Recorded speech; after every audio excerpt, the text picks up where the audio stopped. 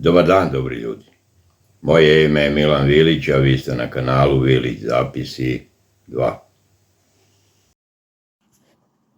Hvala svima koji svojim prilozima podržavaju rad kanala. I od luđeg može luđe. Američki predsjednik Donald Trump izjavio je da nakon što je upoznao i u potpunosti razumeo vojnu i ekonomsku situaciju između Ukrajine i Rusije, i nakon što je video navodne ekonomske probleme koja ona uzrokuje Rusiji, misli da je Ukrajina uz podršku Europske unije u poziciji da se bori i vrati celu Ukrajinu u njenom prvobitnom obliku. Da vas podsjetim da je Ukrajina sa dronovima preksinoć napala Moskvu. Preko 40 dronova je tamo poletelo. Rusi su objavili da su uništili sve te dronove, da li jesu sve ili ćute za nešto, ne znam. Ali između ostalog, pre 2 dana je bio napad na neke rafinerije ruske i tu su izgleda nekakav uspeh ovi uspjeli da postignu, da su one prestale sa radom i da navodno dolazi do nestašice naftinih derivata na ruskom tržištu, pa se navodno stvaraju automobilske kolone na benzinskim pumpama. I to je osnova ove Trumpove izjave da je video navodne ekonomske probleme Rusije. Znači, da li da vas podsjetim da je osnovna teza ovih zlikovaca da na takav način pritisnu Rusiju. U međuvremenu su doneli i ovaj novi paket sankcija da Rusija kolabira iznutra. Šta ti možeš medvedu da uradiš? Drugo nego da ga razboliš i da mu tako oslabiš stvarno. Koliko su to njihove puste želje i pusti snovi, to ćemo da vidimo. Ali da situacija ide ka jednoj neverovatnoj eskalaciji, ide. I to veoma brzo. Vremenom, strpljenjem i finansijskom podrškom Evrope, a posebno NATO-a, prvobitne granice odakle ovaj rat počeo postaju veoma verovatna opcija. Zašto da ne, kaže Trump. Rusija se besciljno bori već 3,5 godine, rat koji bi pravoj vojnoj sili trebalo manje od nedelju dana da pobedi. Objavio na njihov Trust Social mreži. Trump, koji je ne tako davno dočekao ruskog predsjednika sa crvenim tepihom i počasnim vojnim avionima, sada tvrdi kako mu Rusija izgleda kao papirni tigar. I slušajte sad zaključka ludaka. Kada ljudi koji žive u Moskvi i svim velikim gradovima, mestima i okruzima širom Rusije otkriju šta se zaista dešava sa ovim ratom, činjenicu da im je gotovo nemoguće da dobiju benzin kroz dugačke redove koji se formiraju i sve ostale stvari koje se dešavaju u njihovoj ratnoj ekonomiji, gdje se većina njihovog novca troši na borbu protiv Ukrajine koja ima veliki duh i koja je samo bolja, Ukrajina će moći da povrati svoju zemlju u njenom prvobitnom obliku i ko zna, možda čak i dalje od toga.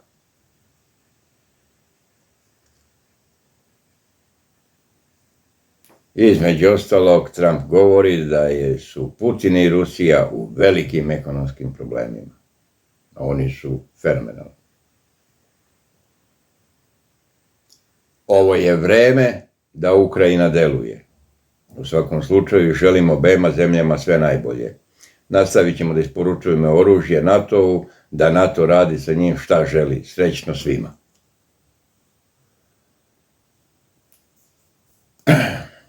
Šta vi mislite, da li je ovaj atentat od pre neki dan onoga Kirka imao neke posljedice po Trumpu? Da li mu je očiglednom nastavom objašnjeno ko je, šta je i da li bi mogao biti sljedeći? Da li je ovo na neki način veleobrt od jednog trenda koji već par mjeseci je trajao što se tiče Trumpa i Trumpove Amerike? Pa ja mislim da da. Jer dokle god ginu neki drugi umjesto njih, nikakav problem. Pa vi imate izjavu Madeleine Albright, davno. Da li je američka vojna intervencija u Iraku bila vredna pogibije 500.000 iračke dece? Da, ona je rekla da je to nešto što se isplatilo za ciljeve koje su oni imali. Dok ne budu počela da ginu njihova deca i oni sami, dok im se raketama ne razvale zamkovi i potope jahte, oni će poslati u smrt koliko god hoćete miliona ljudi. Bez problema. To je okultno društvo koje nema, nije u kodu upisano bilo kakvo saosećanje prema drugom ljudskom biću. Su bezdušnici.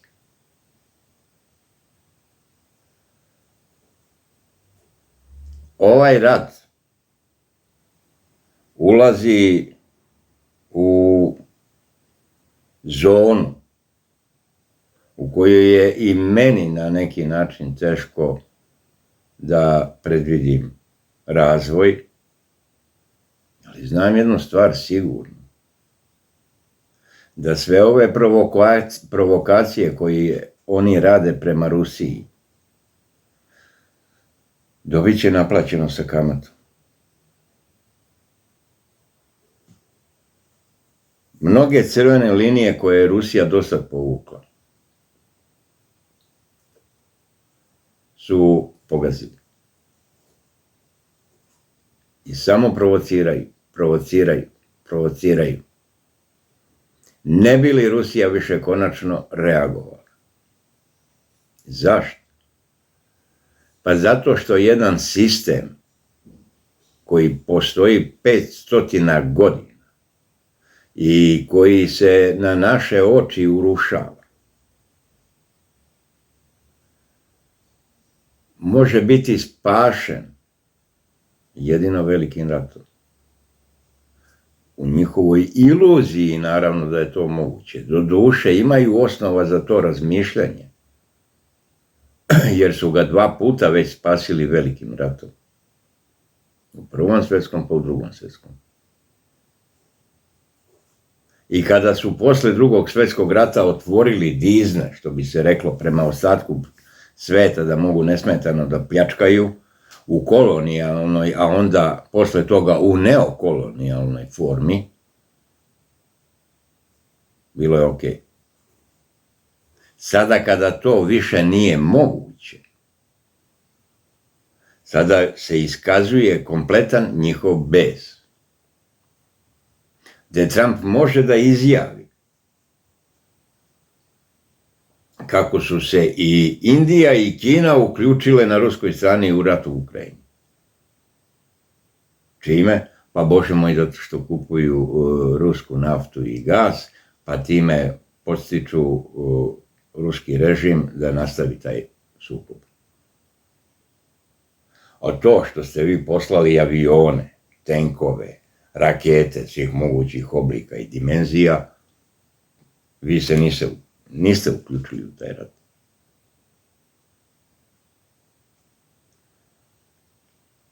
Ovo je situacija u kojoj su stvari veoma, veoma ozbiljne.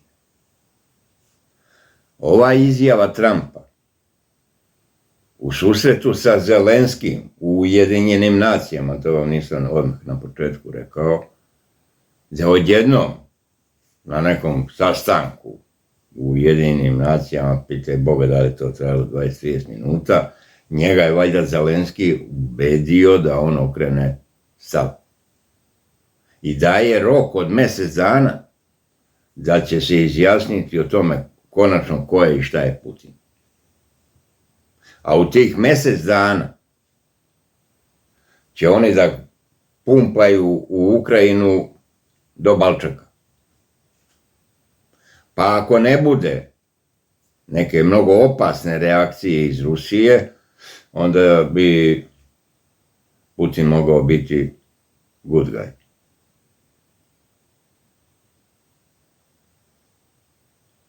Odvratno je više posmatrati tu količinu oholosti, bahatosti i postavljanja u poziciju nekakvog gospodara života i smrti nad ljudima. Da oni nemaju nikakvu ideju, ja to već ne znam koliko godinama već pričam, oni nemaju plan B. Oni ne razmišljaju u relacijama da bi mogli neke reforme u svojim društvima da izvedu, kojima bi otklonili zastoje u funkcionisanju tih društava.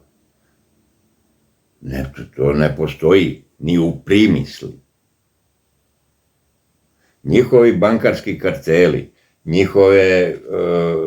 njihov finansijski sistem je nedodirljiv, a propada im na njihove oči. Nemaju nikakvu ideju da tu nešto menjaju. Imaju samo ideju da se spašavaju time što će uvesti planetu u treći svjetski nuklearni rat. I to je sva priča. I u svoj toj priči imamo ovog našeg nesrećnika, ovo čudo koje će nas satreti.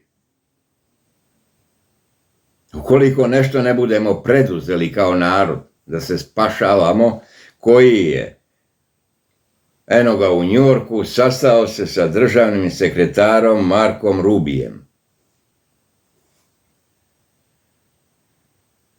Znači, u trenutku kada Trump je klekao,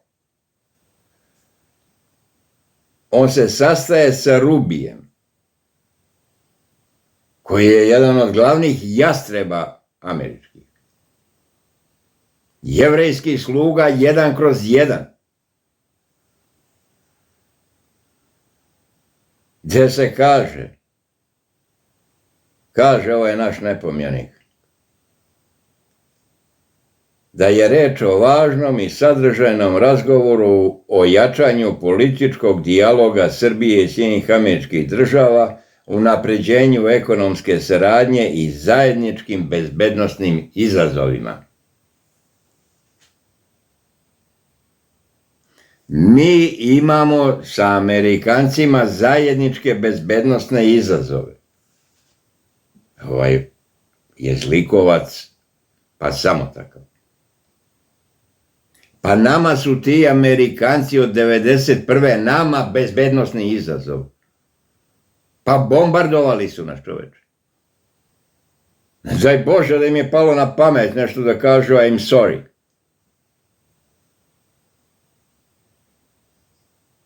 Ne, nego gazi dalje, gazi dok ne ugaziš u ovakvo govno kao što je ovaj. Pa će valjda negde onda cipelu obrisati pa ići dalje. I onda te njegove floskule, Srbija je posvećena očuvanju mira i stabilnosti kao preduslovu svakog daljeg napretka i boljeg života svih građana. Tih lupetanja na dnevnom nivou smo se kroz ove godine stvarno naslušali. Izrazio sam zahvalnost na ulozi Sjedinjenih Američkih Država u zaštiti bezbednosti srpskog naroda na Kosovu i Metohiji.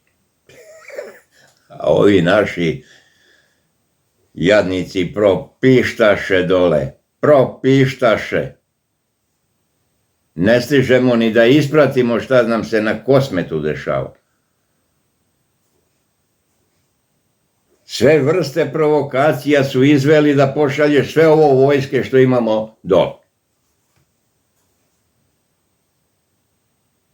Ne,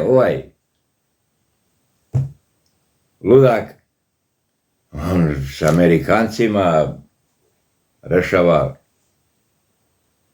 bezbednosne izazove, zajedničke bezbednosne izazove, a valja im je onda zajedničke bezbednosne izazove Rusija. Ko bi drugi bio?